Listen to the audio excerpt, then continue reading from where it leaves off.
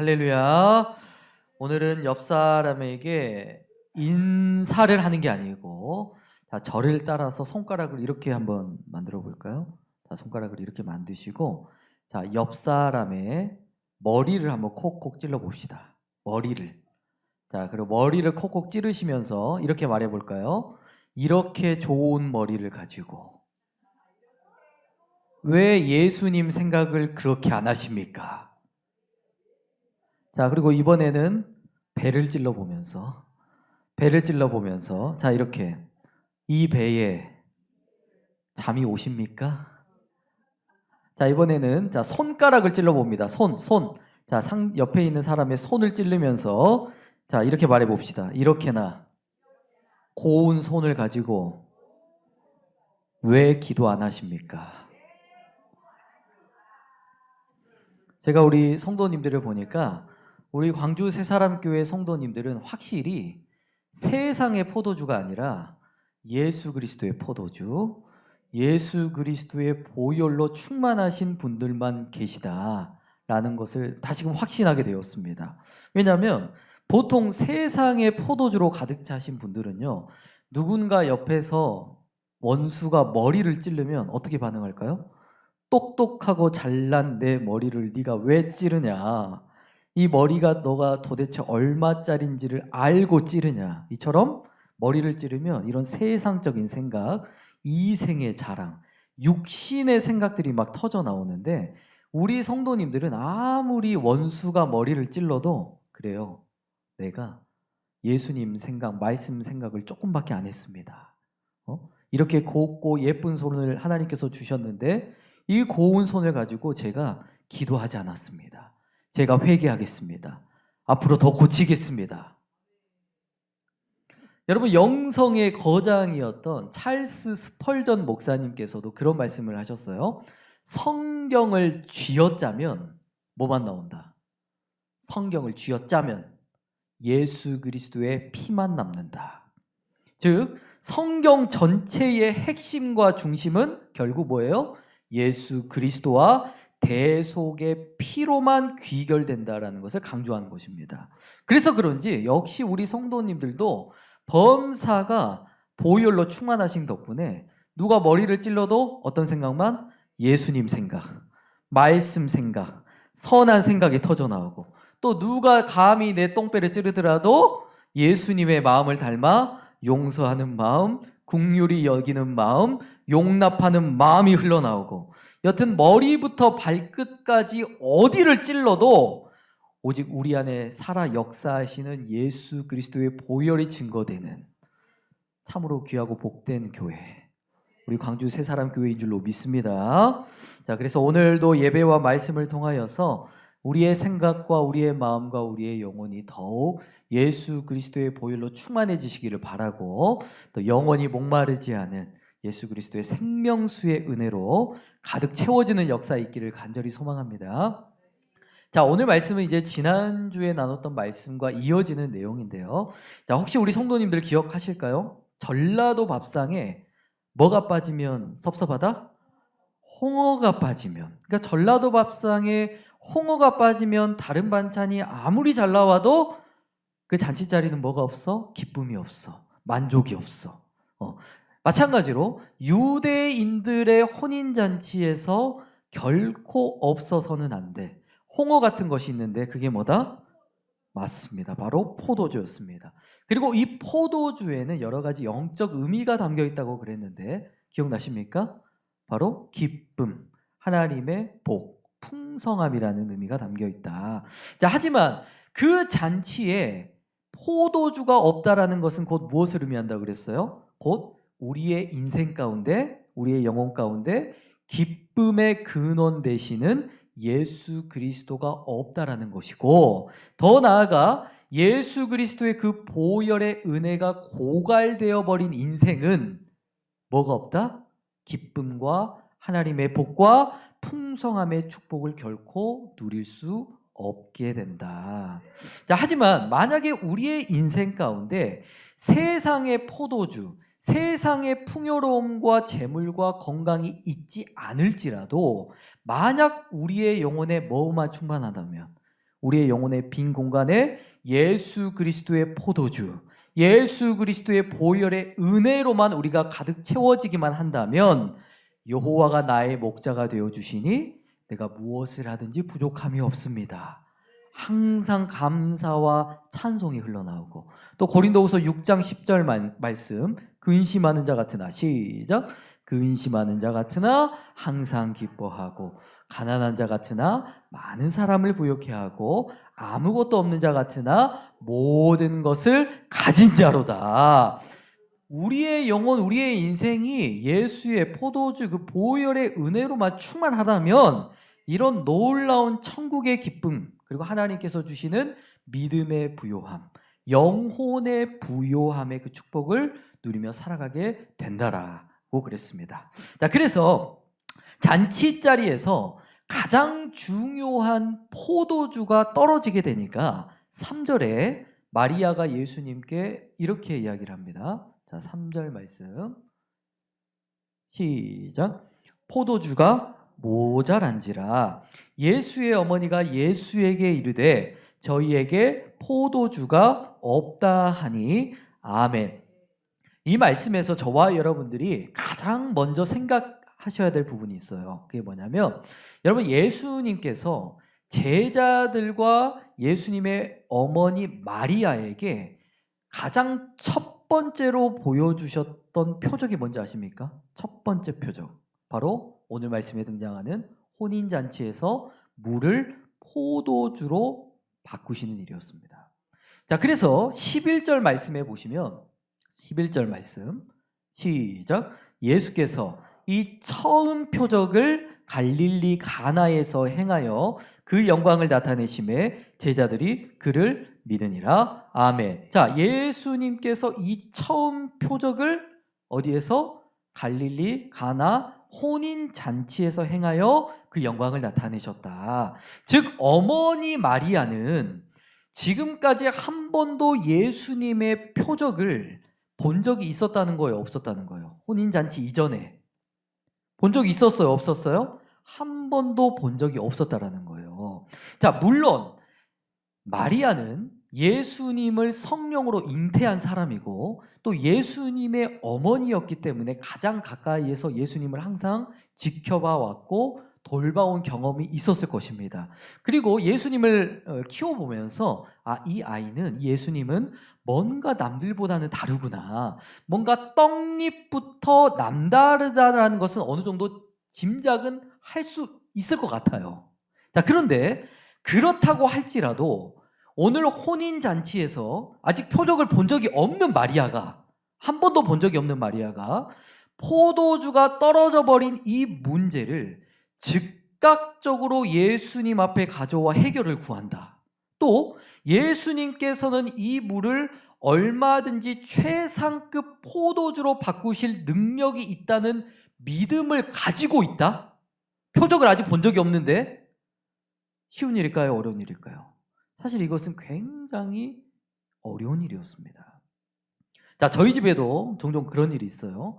저희 아들이 이제 6살이다 보니까 한참 로봇 장난감을 가지고 놀 때잖아요. 그래서 최근에 어떤 분이 5단 합체 로봇, 롯데마트에서 우누보다 더 커요. 5단 합체 로봇는 엄청나게 크고 멋있고 화려하고 비싼 로봇 장난감을 사줬단 말이에요. 자, 그런데 이것이 비싸고 좋기는 한데, 크긴 한데 문제가 있어요. 그만큼 분해하고 합체하고 조립하는 것이 성인도 어려워요. 성인도 어려워.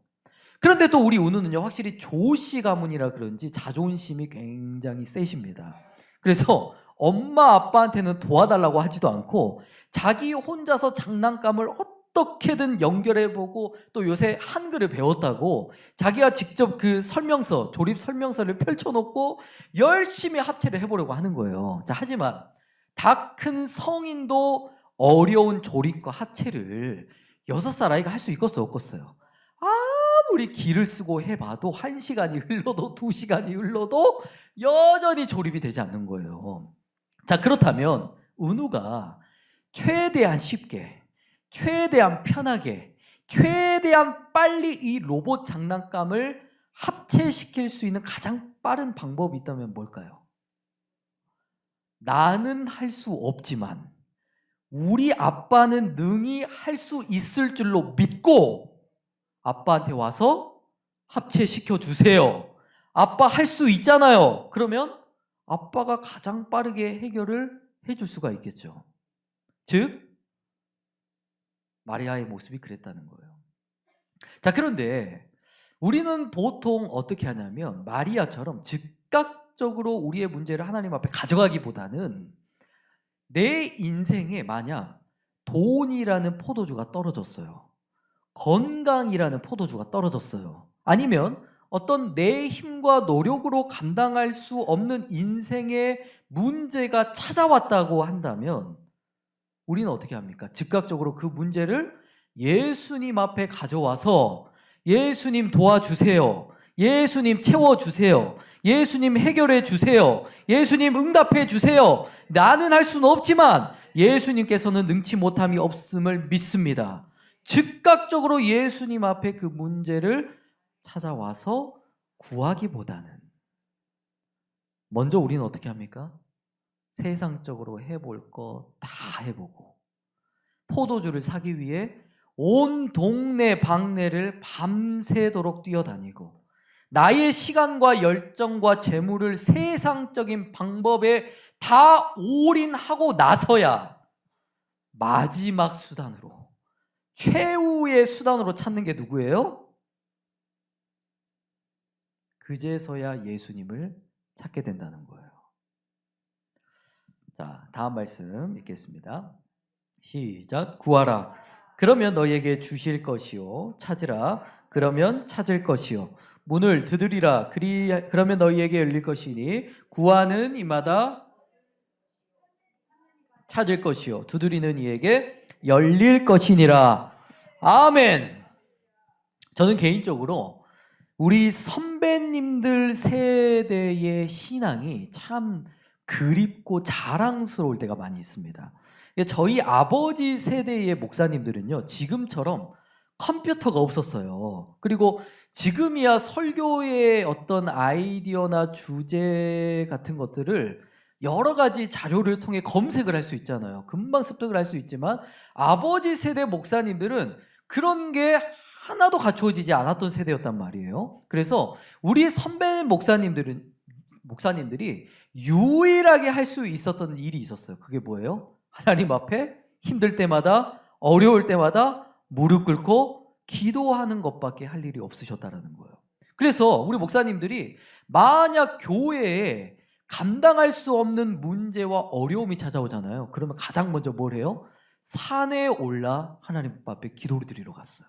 또 목회와 사역에 지혜와 능력이 필요할 때면 가장 먼저 하나님 앞에 나와 금식하며 눈물로 기도하는 순종이 있었습니다.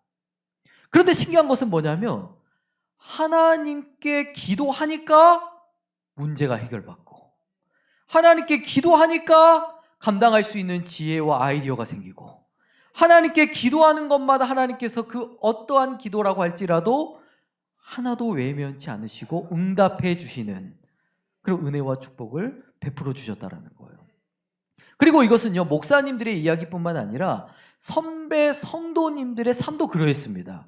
우리 양 권사님께서도 종종 저에게 그런 고백을 하시는데, 목사님, 제가 과거에 저희 가정에 어떤 자녀들이 아플 때마다, 어떤 돈이 막힐 때마다, 아니면 어떤 문제가 찾아올 때마다 제가 유일하게 할 수 있는 일은 오직 기도밖에 없었습니다. 그러나 하나님께 제가 구하고 기도하는 것마다 하나님께서 참 신기한 게 정확한 때에 맞춰서 채워주시고 해결해 주시고 응답해 주셨습니다. 저는요, 우리 한국교회가 이토록 큰 부흥을 이루고 하나님께서 이 나라와 민족 가운데 이 엄청난 은혜를 베풀어 주실 수밖에 없었던 이유가 바로 여기에 있었다고 생각합니다. 우리 선배님들이, 믿음의 선조들이 오늘 말씀의 마리아처럼 어떤 일이든 항상 하나님께 먼저 기도하고 하나님께 먼저 묻고 항상 하나님을 먼저 의지하셨던 그 믿음과 순종을 하나님께서 기뻐하시고 그들이 구하고 찾는 문제를 하나님께서 응답해 주셨다라는 거예요. 따라서 우리 성도님들께서도 만약 여러분들의 인생 가운데 포도주가 떨어지셨다면 제발 세상의 헛된 방법을 먼저 구하는 것이 아니라 심령이 가난한 마음, 애통하는 마음, 의에 줄이고 목마른 마음을 가지고 하나님 앞에 전적으로 맡기고 기도하시길 바랍니다. 그리하면 모든 지각에 뛰어나신 하나님의 평강이 우리의 마음과 생각을 지켜주시고 또한 가장 완전한 때에 우리의 기도와 간구를 반드시 채워주시고 응답하여 주실 줄로 믿습니다. 자, 다시 한번 우리 옆 사람의 손을 쓰다듬어 주면서 다시 한번 말해 볼까요? 이렇게 고운 손을 가지고 기도하셔야겠죠. 저와 여러분들의 손이 세상의 방법을 구하는 손이 되지 않기를 바라고 하나님께 기도하는 손, 축복을 앞당기는 그런 복된 통로가 될 수 있기를 주님의 이름으로 축복합니다. 자, 그리고 다시 본문으로 돌아와서 마리아가 예수님께 포도주가 다 떨어졌다고 하니까 예수님께서 4절에 이렇게 대답을 하십니다. 4절 시작. 예수께서 가라사대 여자여 나와 무슨 상관이 있나이까 내 때가 아직 이르지 못하였나이다. 아멘. 자, 여러분들이 만약에 마리아의 입장이 되셔서 이 예수님의 4절의 말씀을 직접 들었다고 한번 생각을 해보세요. 기분이 좋으시겠어요? 안 좋으시겠어요? 그럼에도 예수님께 계속해서 구하시겠습니까? 아니면 나 이제 예수님 안 믿고 저 다른 종교 갈랍니다 그러실랍니까?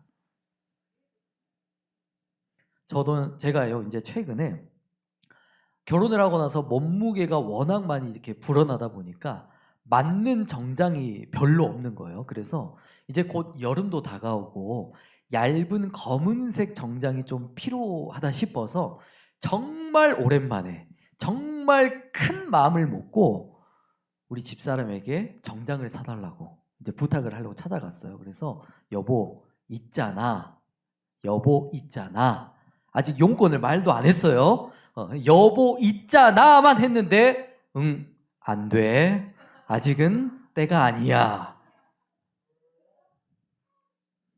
아니 저희 집사람은 집사람이 필요한 거 아니면 아이들이 필요하다는 것을 제가 즉각 사주지 않으면 삐지고 잔소리를 그렇게 하시거든요.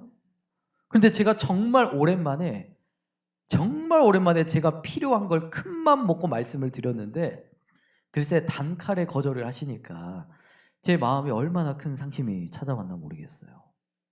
즉 우리 성도님들께서도 그럴 때가 있으실 거예요.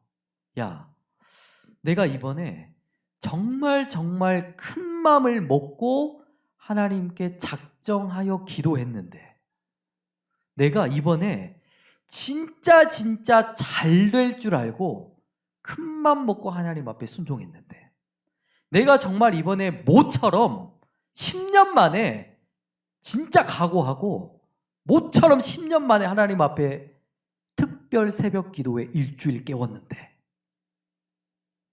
내가 이번에 11조 헌금을 이렇게나 많이 드리면 반드시 하나님께서 갑절로 갚아주실 거라고 믿었는데 정작 기도하고 순종해 보니 아무런 응답도 아무런 변화도 아무런 표적도 나타나지 않는 거예요.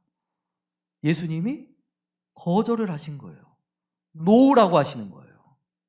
그러면 보통 우리 성도님들께서는 이런 경우에 어떻게 하시나요? 어떻게 하십니까? 물론 우리 성도님들께서는 안 되면 되게 하라. 나무 10번째가 안 넘어가면 뿌리를 뽑아 물어라. 이런 해병대보다 더 강한 멘탈과 믿음을 소유하신 분들이다 보니까 아니 노아도 100년이 넘도록 방주를 지었는데 나라고 그것도 못하겠어? 10년은 더 하나님 앞에 매달려 보자. 물론 우리 성도님들은 그러시겠지만 여기 서 있는 저 같은 경우는 안 그래요.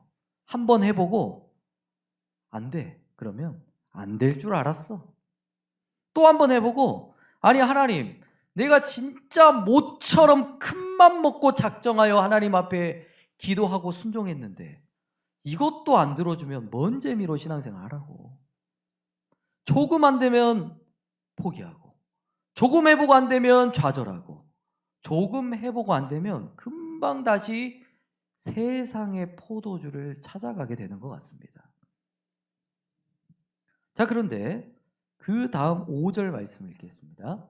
시작. 그 어머니가 하인들에게 이르되 너희에게 무슨 말씀을 하시든지 그대로 하라 하니라.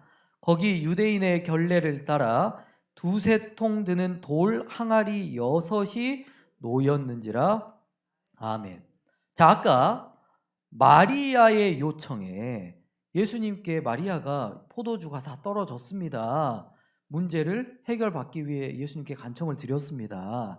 그런데 예수님께서는 그 마리아의 요청에 어떻게 응답하셨다고 그랬어요? 4절 말씀에서 예수님께서 분명히 이 일은 나와 상관이 없는 일이다. 나의 때는 아직 이르지 않았다. 거절을 하셨음에도 불구하고 느닷없이 마리아가 지금 어떻게 하고 있어요? 예수님이 노 했는데, 내 때가 아니라고 했는데 느닷없이 지 마음대로 하인들을 막 데리고 와버려요. 그래서 하인들에게 야, 예수님께서 무슨 말씀을 하실 거야. 그럼 그 말씀대로 너희들은 순종만 하면 돼. 그리고 또 6절에서 뭐랍니까? 돌 항아리 6개를 예수님 앞에 시키지도 않았는데 딱 갖다 놔버리는 거예요. 자, 이 상황을 제가 다시 쉽게 설명해 드리겠습니다. 자, 아까 제가 정장에 대한 이야기를 잠깐 했었는데, 제가 집사람에게 정장을 사달라고 그랬더니 집사람이 단칼에 거절을 해버린 거예요. 하지만 저는 그 거절에 굴복하지 않고 당당하게 집사람의 지갑에서 신용카드를 빼가지고 당당하게 롯데마트에 가서 정장을 사는데, 정장을 사도 2월 상품 싼 거 말고 따끈따끈한 신상 50만 원짜리 풀 세트를 신용카드로 일시불로 긁어버린 거야. 그리고 또 영수증을 들고 당당하게 집사람 앞에 찾아와서 여보, 나 당신이 이 카드값 다음 달에 해결해 줄 거라고 믿어 의심치 않습니다. 말하면서 보니까 이거 참 괜찮은 아이디어인 것 같아요. 내일 당장 한번 순종을 해봐도 될 것 같아요. 자, 오늘 말씀에 마리아의 모습이 마치 이런 모습과 같다라는 거예요. 예수님께서 분명히 이 일은 나와 상관이 없어. 포도주 떨어진 거하고 나하고 뭔 상관이야. 나 아직 너희들에게 이적을 보여줄 때가 되지 않았어 라고 하셨는데도 마리아는 하인들을 부르고 돌 항아리 6개를 가져다 놓고 예수님께서 말씀을 하실 수밖에 없는, 표적과 이적을 행하실 수밖에 없는 환경을 먼저 만들어 버려버렸다는 거예요. 즉 다시 말해서 마리아의 믿음은 뭐냐면 안 된다, 때가 아니다라는 말 앞에서 멈춰버리고 좌절하고 포기해버린 믿음이 아니고 오히려 하나님의 때를 앞당겨버리는, 하나님의 표적을 앞당겨버리는 더 대단한 믿음을 소유한 사람이었다는 거죠.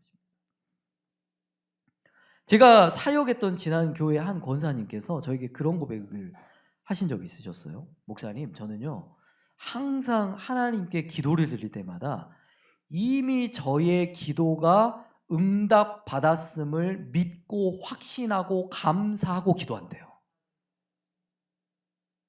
그리고 목사님, 저는요 하나님께 순종을 할 때도 하나님께서 순종하면 갑절로 채워주실 것을 미리 확신하고 정말 미련 없이 한 톨도 남기지 않고 화끈하게 하나님 앞에 순종을 해버린다는 거예요. 그런데 참 신기한 것은 내가 아니라 하나님께서 일하시도록 길을 열어드리니까 하나님께서 때때마다 필요할 때마다 이른비 늦은비를 내려주시고 만나와 메추라기를 내려주시고 불기둥과 구름기둥을 예비하여 주시고 사막에서도 샘이 나는 표적과 능력을 항상 나타내 주셨다라는 것입니다. 저는 우리 광주 새사람교회 성도님들에게도 오늘 마리아와 같은 믿음과 순종이 다시 회복될 수 있기를 간절히 소망합니다.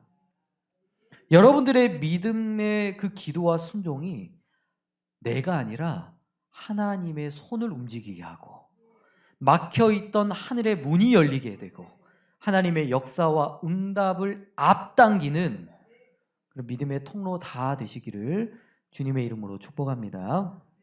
자, 그리고 오늘 말씀의 마리아는요, 예수님께서 그렇게 할 수 있다는 그 능력이 있다는 믿음만 가지고 있던 여인이 아니었습니다.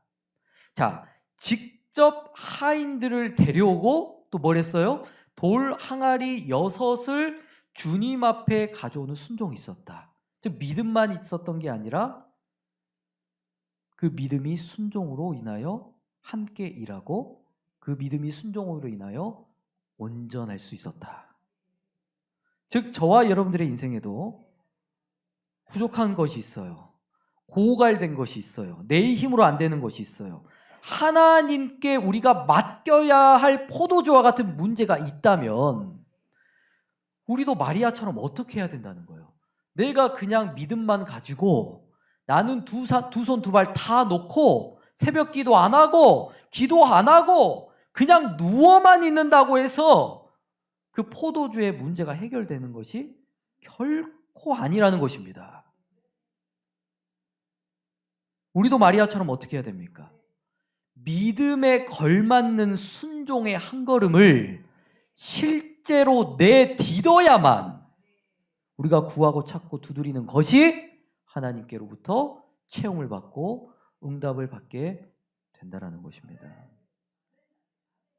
자, 그리고 우리가 믿음대로 순종하는 것도 중요한데 다시 앞에 말씀을 볼까요? 자, 마리아가 하인들에게 아주 중요한 내용을 이야기합니다. 자, 예수님께서 너희에게 무슨 말씀을 하시든지 어떻게 하라? 무슨 말씀을 하시든지 어떻게 하라? 네 마음대로 해라? 네 기분대로 해라? 편식하면서 해라?